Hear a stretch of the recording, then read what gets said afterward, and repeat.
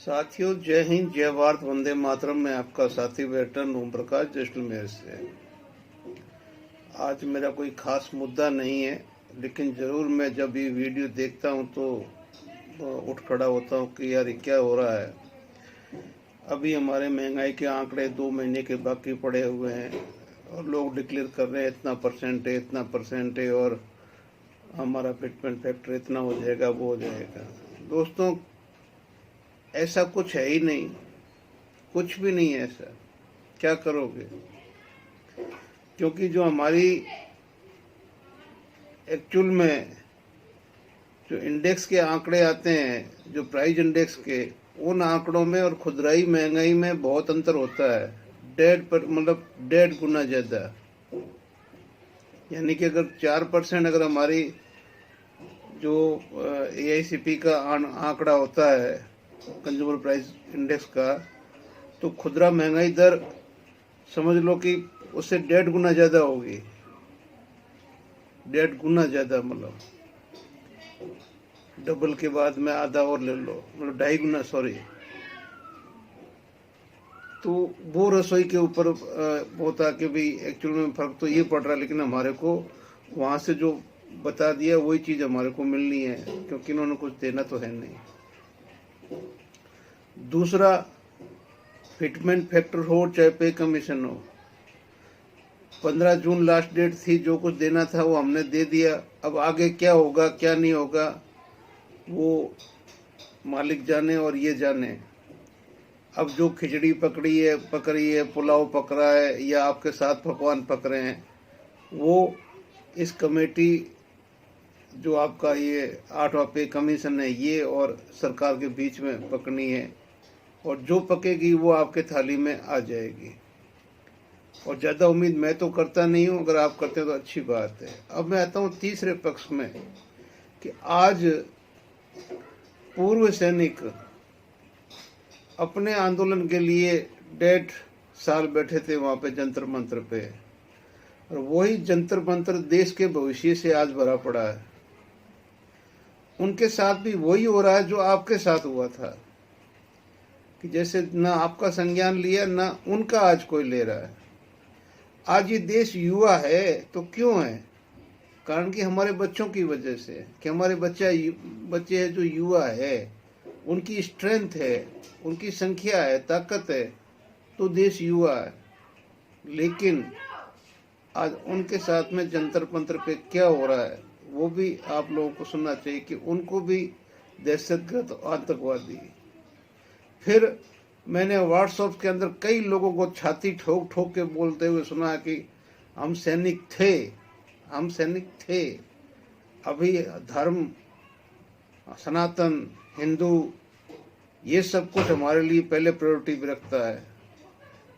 तो जो राम मंदिर की गत कर दी है, तो उसके ऊपर आपको बोलने का, आपको कुछ सुनने का, आपको कुछ अधिकार है। तो इस वीडियो में आप यही देखिए, मैंने वही डाला है। अच्छा लगे तो आगे फॉरवर्ड करना, ना लगे तो आप भी मत देखना। जय हिंद, जय भारत, वंदे मातरम। दर्दों की बी टीम क्या होती है दहशत? क्या IPL देख करके उसको समाज से सटायर के रूप में जोड़ना दहशत होती है? गाय गोबर के बियॉन्ड स्टूडेंट से भगत सिंह की बात करना, समाज की बात करना, क्या ये दहशत होता है? LIC युवा प्रोफेशनल्स के लिए लाए हैं नव जीवन श्री। करें नियमित प्रीमियम का भुगतान। ये दहशत होता है। बिना डिस्क्रिमिनेशन, बिना छुआछूत, जात और धर्म के बियॉन्ड जा करके एक दूसरे को खाना खिलाने की जद्दोजहद करना, क्या ये दहशतगर्दी होता है? भरी दोपहर में 40-50 डिग्री के टेम्परेचर में इस गर्म जमीन पे सोना सिर्फ इसलिए क्योंकि आपका पेपर लीक हो रहा है, आपका भविष्य खतरे में है, ये दहशतगर्दी होता है। दहशत तो इसे कहते हैं कि माँ बाप अपने 17 साल के बच्चे को खो दें, क्योंकि वो शिक्षा व्यवस्था जिसे उनका भविष्य सुनिश्चित करना था, वो शिक्षा व्यवस्था उन्हें फेल करती है, उनका पेपर लीक करवा देती है और उनकी जान ले लेती है। दहशत इसे कहते हैं। दहशत उसे कहते हैं कि एक देश का शिक्षा मंत्री सालों साल उस शिक्षा व्यवस्था पे बैठा रहे जहाँ पे पेपर लीक होता है और इस देश के स्टूडेंट से माफी भी न मांगे। दहशत इसे कहते हैं कि जब उस शिक्षा मंत्री के खिलाफ स्टूडेंट्स पीसफुली बैठ करके न्याय की मांग करें तो वो शिक्षा मंत्री उन्हें दहशतगर्द कहे। में हुए घोटाले से देश के लोगों के मन में काफी आक्रोश और गुस्सा है। चढ़ावे और चंदे की चोरी के कारण करोड़ों हिंदुओं की आस्था को चोट पहुंची है और इस पूरे मामले में जांच करने के लिए उत्तर प्रदेश में एक एसआईटी बनाई गई है जिसकी अध्यक्षता नीचे कर लो भाई। लखनऊ के कमिश्नर नीचे कर लो, चेहरा आ जाए। विजय विश्वास पंत जी के द्वारा की जा रही है। हल्का हल्का नीचे कर लो, चेहरा आ जाए भाई। कल उनके द्वारा मुझे बुलाया गया था। आज 11 बजे का समय दिया गया था। नीचे कर लो, हल्का सा चेहरा आ जाए। और मैंने मुलाकात करके सारे दस्तावेज उनको सौंप दिए। मेरे पास जो कागजात थे वो कुल 13 दस्तावेज थे, लेकिन 2 मामले ऐसे थे जो आपस में जुड़े हुए थे, इसलिए 11 सेट कागजों के मैंने जो एसआईटी के अध्यक्ष महोदय हैं और उनके माननीय एक सदस्य भी थे उनको सौंप दिया। इसमें जो जानकारी है आप जानेंगे तो हैरान हो जाएंगे कि किस प्रकार से दान की जमीन 1 करोड़ में बेची गई, 9 करोड़ की जमीन 55 करोड़ 47 लाख रुपए में बेची गई, 3 करोड़ की जमीन 24 करोड़ में बेची गई और 3 करोड़ की जो जमीन 24 करोड़ में बेची गई वो नजूल की जमीन बेची गई। जो जमीन न बेची जा सकती है न खरीदी जा सकती है, उस जमीन को कैसे ट्रस्ट ने 24 करोड़ रुपए चंदे का पैसा लगा के खरीद लिया। इसके अलावा अरे भाई आप इसके अलावा जो उस समय के भारतीय जनता पार्टी के मेयर थे, उनके भतीजे दीप नारायण से संबंधित कई कागजात हैं जो मैंने एसआईटी के अध्यक्ष को सौंपा है कि उसने कैसे चंपत राय को जमीन बेच के ट्रस्ट को चूना लगाने का काम किया है। एक दस्तावेज जिसका मैं पहले भी खुलासा कर चुका हूं वो भी मैंने सौंपा 2021 में। 5 मिनट के अंदर सुल्तान अंसारी और रवि मोहन तिवारी ने जो जमीन कुसुम पाठक हरीश पाठक से 2 करोड़ में खरीदी, 5 मिनट के बाद उसको 18.5 करोड़ रुपए में बेच दी गई। अब एक एक करके आप 2 मिनट समय दें तो मैं सारी चीजें पढ़ दूं। 18 मार्च 2021 को कुसुम पाठक हरीश पाठक से 4 करोड़ 97 लाख की जमीन ट्रस्ट ने 8 करोड़ में खरीदी और इसमें जो गवाह हैं वह है ऋषिकेश उपाध्याय और अनिल कुमार मिश्रा। अनिल कुमार मिश्रा ट्रस्ट के सदस्य हैं और ऋषिकेश उपाध्याय उस समय बीजेपी के मेयर थे। 18 मार्च 2021 को दूसरा जो दस्तावेज मैंने दिया है 2 और 3, उसमें वही दस्तावेज है जो 5 मिनट पहले जमीन रवि मोहन तिवारी सुल्तान अंसारी ने 2 करोड़ में कुसुम पाठक हरीश पाठक से खरीदी और 5 मिनट के बाद 18.5 करोड़ में ट्रस्ट को बेच दी। इसमें भी मजेदार बात यह है कि दोनों खरीद में, यानी कि कुसुम पाठक से जब सुल्तान अंसारी रवि मोहन तिवारी खरीद रहे हैं तब भी ऋषिकेश उपाध्याय और अनिल मिश्रा गवाह हैं और जब वो ट्रस्ट को बेची जा रही है 18.5 करोड़ में, तब भी ऋषिकेश उपाध्याय और अनिल मिश्रा गवाह है। दस्तावेज नंबर 4 जो दिया है, 20 फरवरी को 41,60,000 की जमीन 2 करोड़ रुपए में बेची गई।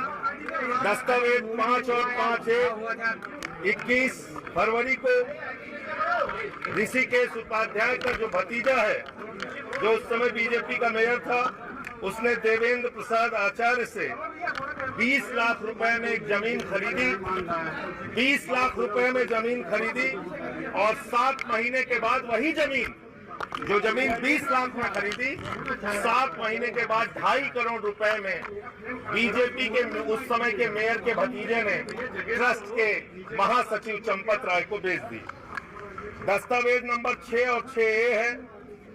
14 मई 2020 को दीप नारायण, जो ऋषिकेश उपाध्याय का भतीजा है, उसने दान में एक जमीन पाई, दान में एक जमीन पाई और वो जमीन चंपत राय को 1 करोड़ में बेच दी, 1 करोड़ में बेच दी। दस्तावेज नंबर 7 20 मई 2021 को ब्रजमोहन दास जी से 92,50,000 की जमीन, ध्यान से सुनिएगा, 92,50,000 की जमीन 5 करोड़ 60 लाख रुपए में चंपत राय ने खरीदी।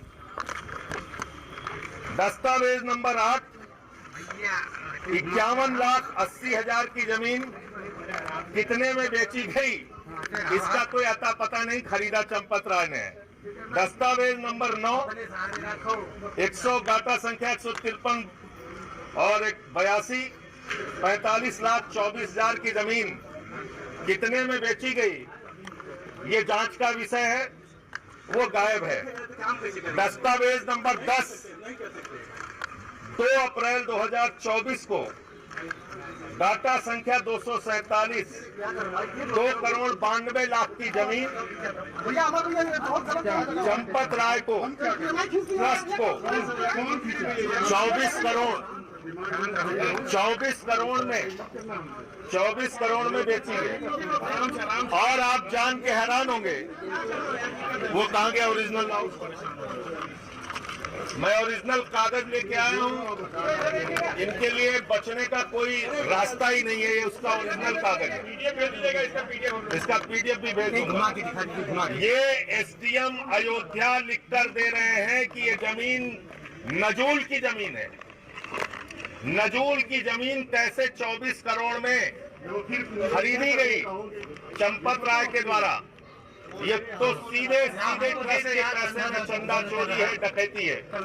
और अंतिम जो दस्तावेज दिया गया है वो 16 नवंबर 2023 को 9 करोड़ की जमीन 55 करोड़ 47 लाख रुपए में 55 करोड़ 47 लाख रुपए में ट्रस्ट के द्वारा खरीदी गई 9 करोड़ की जमीन। और इस जमीन से ज्यादा उपयोगी जमीन जो उत्तर प्रदेश की सरकार ने खरीदा है, उत्तर प्रदेश की सरकार ने जो जमीन खरीदा है, वो जमीन खरीदा है मात्र 4,40,000 रुपए बिस्वा में किसानों से। बहुत महत्वपूर्ण और ध्यान देने वाली बात है, जिसका मैंने कागजात भी दिया है। सरकार ने खरीदा किसान से 4,40,000 में। चंपत राय ने खरीदा आलोक बंसल से, चंपत राय बंसल ने आलोक बंसल से जमीन खरीदी 47 लाख रुपए बिस्वा। आप समझ सकते हैं किस पैमाने पर भ्रष्टाचार हो रहा है। धार्मिक कार्यों के लिए जमीन लोग या तो दान दे देते हैं या सस्ते दाम में देते हैं, लेकिन यहाँ तो हजार % महंगी जमीन ट्रस्ट के द्वारा खरीदी गई है। ये महा घोटाला है, महा भ्रष्टाचार है, बहुत बड़ा भ्रष्टाचार है। और इसके सारे सबूत और कागजात मैंने ट्रस्ट के अध्यक्ष जो विजय विश्वास पंत जी हैं, एसआईटी के अध्यक्ष जो हैं, उनको सौंप दिया है। और एसआईटी के अध्यक्ष महोदय ने विश्वास दिलाया है कि इस पे वो अपनी कार्रवाई करेंगे। अब देखिए कब तक कार्रवाई करेंगे।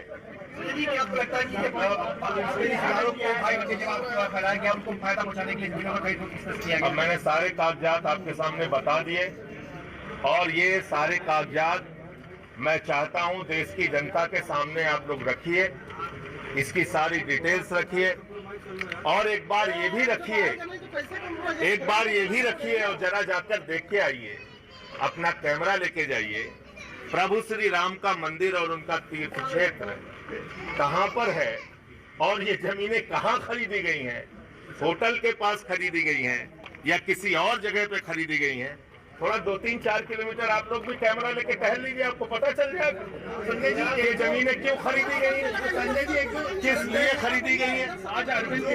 अब आप चंदे की जो दान पात्र में चोरी का जो मामला है, उस दान पात्र में चोरी के मामले में तो रोज नए खुलासे हो रहे हैं। 200 किलो की चांदी चोरी कर ली, 60 किलो की चांदी चोरी कर ली, प्रभु श्री राम की पादुका चोरी कर ली, प्रभु श्री राम का हार चोरी कर लिया। राजा भरत जी ने प्रभु श्री राम की पादुका रख के 14 वर्ष तक शासन किया अयोध्या में, वो प्रभु श्री राम की पादुका ही चोरी हो जा रही है, काक मुसंडी चोरी हो गए। आप देखिए एक एक चीज सामने आ रही है और पैसे की बरामदगी हो चुकी, चढ़ावे में चोरी के तमाम साक्ष्य मिल चुके, तो फिर आखिर अब तक कोई जेल क्यों नहीं गया, किसी की गिरफ्तारी क्यों नहीं हुई, कोई एफआईआर अब तक क्यों नहीं हुई, ये बहुत ही हैरान करने वाली बात है।